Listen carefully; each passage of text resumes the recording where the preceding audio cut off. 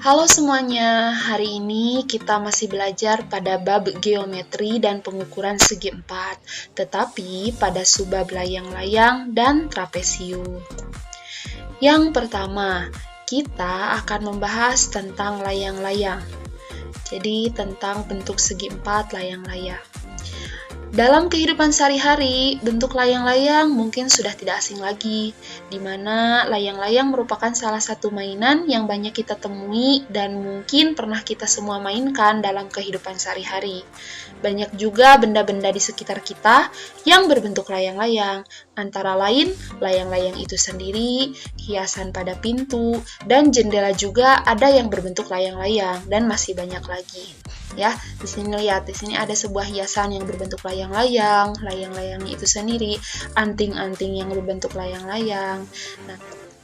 Nah, sekarang kita akan membahas bangun datar segi empat yang berbentuk layang-layang. Nah, yang pertama, kita akan membahas pengertian dan sifat-sifat dari layang-layang. Nah, jadi layang-layang bentuknya seperti apa? Nah, di sini ada contoh bentuk dari layang-layang yang dimana di sini ada layang-layang A, B, C, D.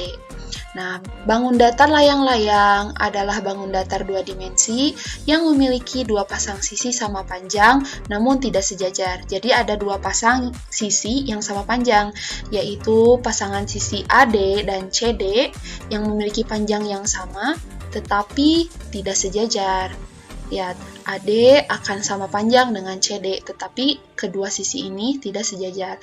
Lalu ada pasangan AB dan BC yang memiliki panjang yang sama, tetapi tidak sejajar. Jadi, hanya panjang AB dan BC-nya saja yang sama, tetapi tidak sejajar. Lalu, layang-layang dibentuk dari gabungan dua segitiga sama kaki yang panjang alasnya sama dan berhimpit. Jadi ada dua buah segitiga sama kaki, ya, di mana panjang alasnya itu sama. Nih, panjang alas ini sama dengan panjang alas ini. Jika disatukan, akan membentuk layang-layang. Selanjutnya, kita akan membahas sifat-sifat dari layang-layang. Sifat yang pertama, pada setiap layang-layang, masing-masing sepasang sisinya sama panjang.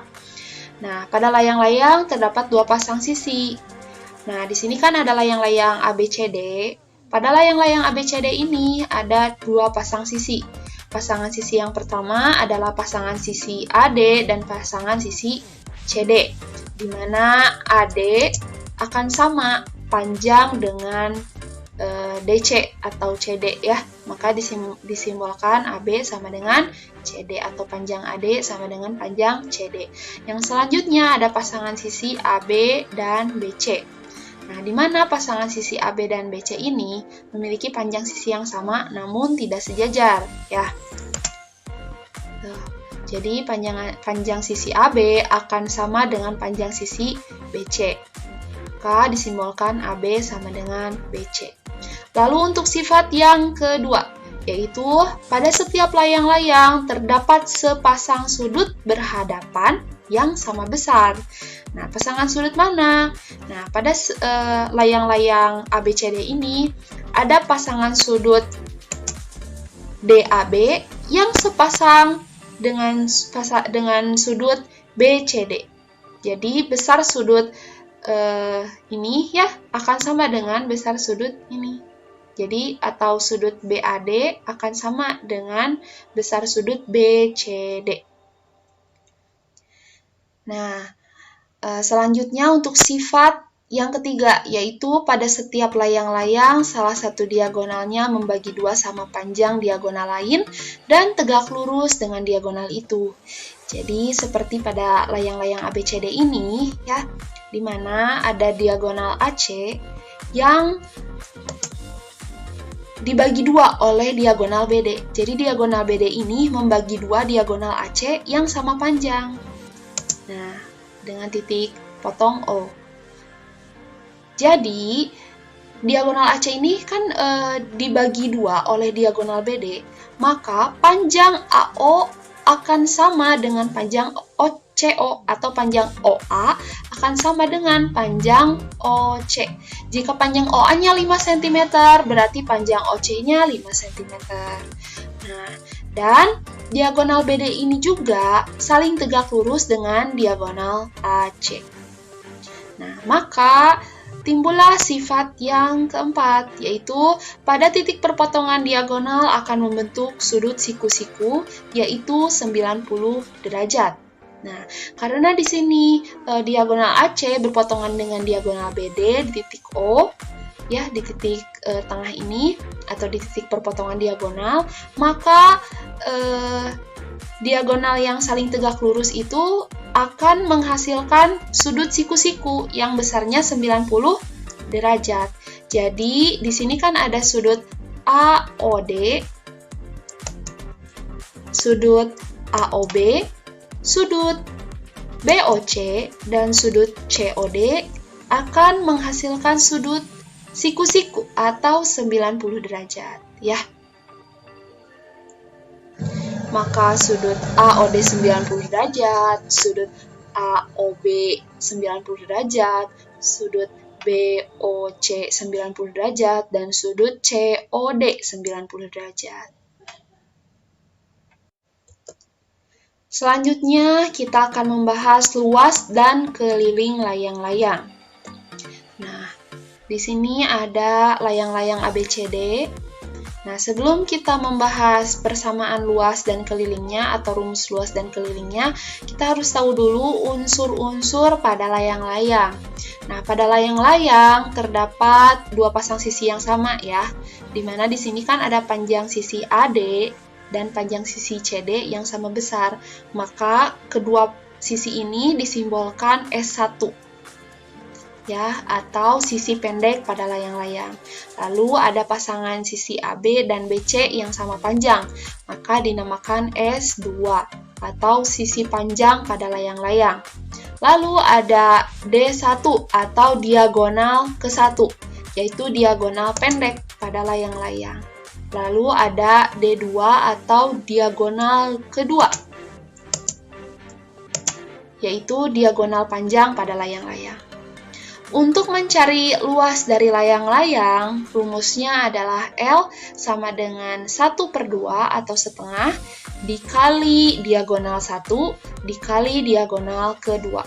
Jadi kalau misalkan kalian mencari luas layang-layang, gunakan rumus ini, yaitu setengah dikali diagonal 1 dikali diagonal kedua. Lalu untuk mencari keliling layang-layang, kita ingat kalau mencari keliling itu tinggal jumlahkan seluruh sisinya, yaitu sisi AB ditambah sisi BC ditambah sisi CD ditambah sisi AD.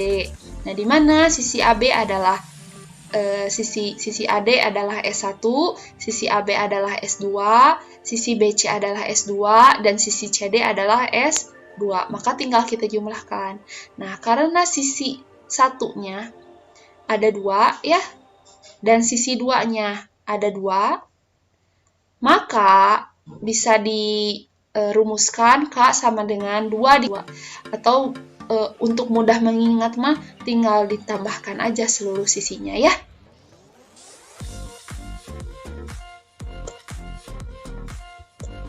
Nah, selanjutnya adalah trapesium. Dalam kehidupan sehari-hari, seperti halnya layang-layang, bentuk trapesium juga banyak kita temui dalam kehidupan sehari-hari, dan mungkin sering kita gunakan. Terdapat benda-benda yang berbentuk trapesium, diantaranya meja yang berbentuk trapesium, tas berbentuk trapesium, atap sebuah rumah, dan juga perahu. Nah, di sini ada contoh-contoh bentuk trapesium yang ada di kehidupan kita sehari-hari atau yang sering kita jumpai dalam kehidupan sehari-hari ya. Nah, sekarang materi yang akan kita pelajari adalah bentuk trapesium. Yang pertama ada pengertian dan sifat-sifat dari trapesium. Trapesium adalah segi empat yang memiliki tepat sepasang sisi berhadapan yang sejajar. Jadi syarat trapesium itu cuma satu, yaitu memiliki sepasang sisi berhadapan yang sejajar. Nah, misalkan di sini ada trapesium ABCD dan trapesium EFGH. Nah, di sini ada pasangan sisi yang berhadapan dan sejajar, yaitu pasangan sisi AB yang berhadapan dengan CD, sehingga AB sejajar dengan CD. Nah, seperti ini. Lalu pada trapesium EFGH ini ada panjang sisi EF yang berhadapan dengan panjang sisi GH. Maka panjang sisi EF sejajar dengan panjang sisi GH. Jadi syarat utamanya itu cuma satu, yaitu sisi berhadapan yang sejajar. Nah, di sini kan ada sisi berhadapan AB, berhadapan dengan CD dan sejajar. Lalu ada panjang sisi EF berhadapan dengan GH dan juga sejajar ya. Nah, selanjutnya di sini ada macam-macam trapesium. Yang pertama ada trapesium sama kaki. Trapesium sama kaki adalah trapesium yang memiliki sepasang sisi yang sama panjang. Nah, contohnya seperti ini. Jadi ada sepasang sisi yang panjangnya sama. Lalu ada trapesium siku-siku. Trapesium siku-siku merupakan trapesium yang mana dua di antara empat sudutnya itu merupakan sudut siku-siku. Ya, jadi kan trapesium itu memiliki 4 sudut. 1, 2, 3, dan 4.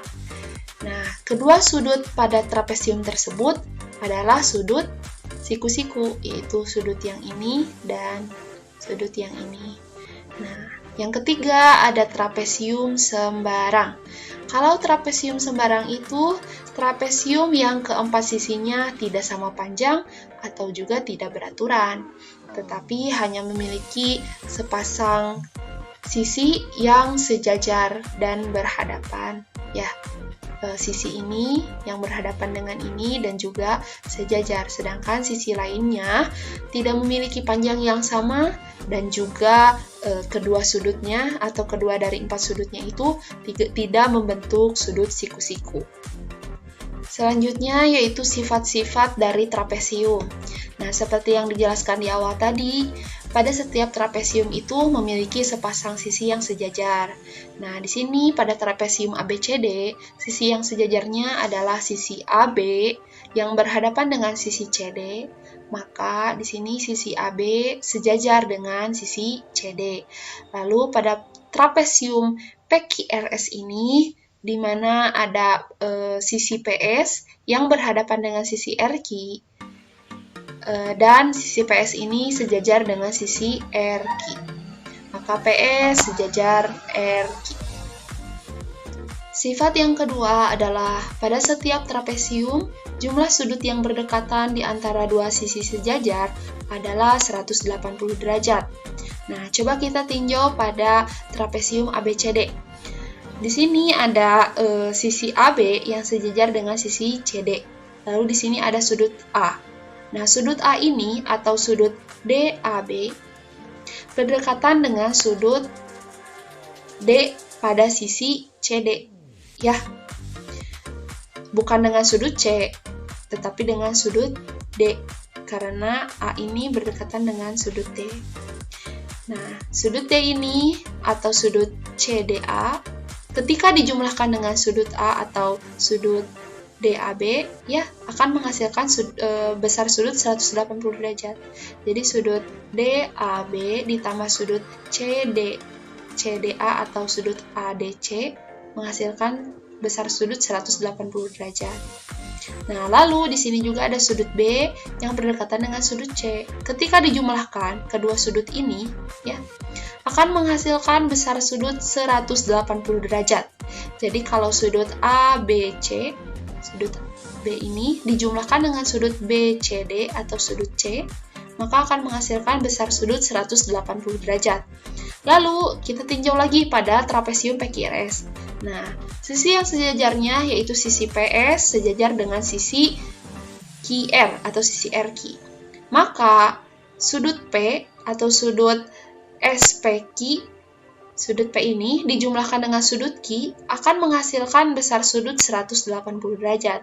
Begitu juga dengan ini, sudut S dijumlahkan dengan sudut R, atau sudut PSR dijumlahkan dengan sudut SRQ akan menghasilkan besar sudut 180 derajat. Jadi intinya pokoknya kalau misalkan ada sudut yang berhadapan pada kedua sisi yang sejajar akan menghasilkan besar sudut 180 derajat. Sudut A ditambah sudut D 180 derajat, sudut B ditambah sudut C 180 derajat, sudut P ditambah sudut Q 180 derajat, sudut S ditambah sudut R 180 derajat. Selanjutnya kita akan membahas tentang luas dan keliling trapesium. Nah, sebelum kita membahas rumus luas dan keliling trapesium, kita harus terlebih dahulu tahu unsur-unsur yang ada pada trapesium. Nah, yang pertama ada T atau tinggi.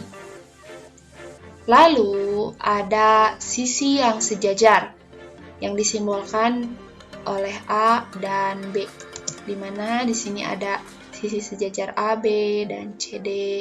Di sini juga sama AB sejajar dengan CD, dan juga pada trapesium ini juga sisi sejajarnya AB dan CD. Nah, tinggi dan sisi yang sejajar ini akan digunakan untuk menghitung luas trapesium. Nah, rumus yang digunakan untuk menghitung luas trapesium adalah L sama dengan 1/2 dikali jumlah sisi sejajar dikali tinggi. Maka L sama dengan setengah atau 1/2 dikali jumlah sisi sejajar. Sisi sejajar kan adalah B dan A, atau A dan B ya. Maka kita tinggal jumlahkan panjang sisi A dan panjang sisi B dikali tinggi.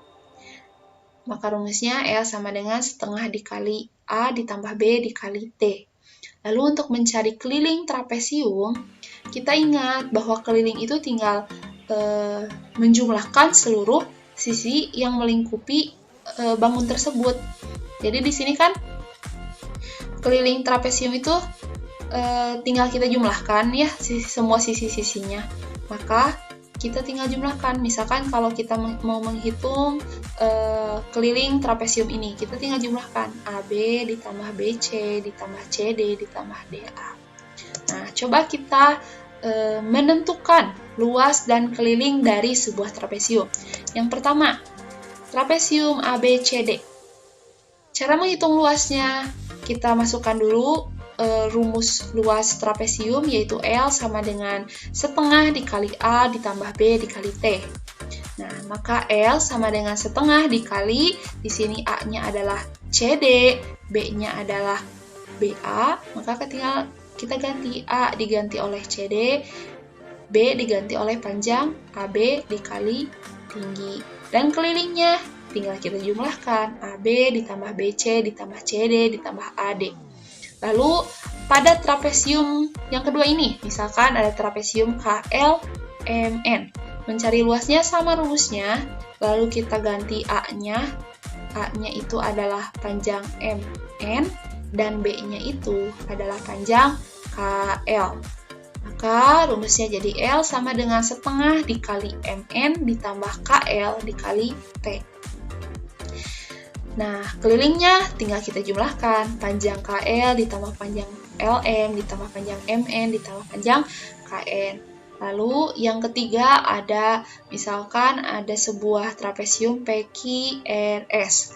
Maka untuk mencari luasnya kita masukkan dulu rumusnya dan kita tinggal ganti. Yang menjadi A-nya adalah SR atau RS, yang menjadi B-nya adalah panjang PQ. Maka rumusnya jadi L sama dengan 1/2 dikali RS ditambah PQ dikali T. Untuk kelilingnya tinggal kita jumlahkan sisinya, yaitu panjang PQ ditambah panjang sisi QR ditambah panjang sisi RS ditambah panjang sisi PS.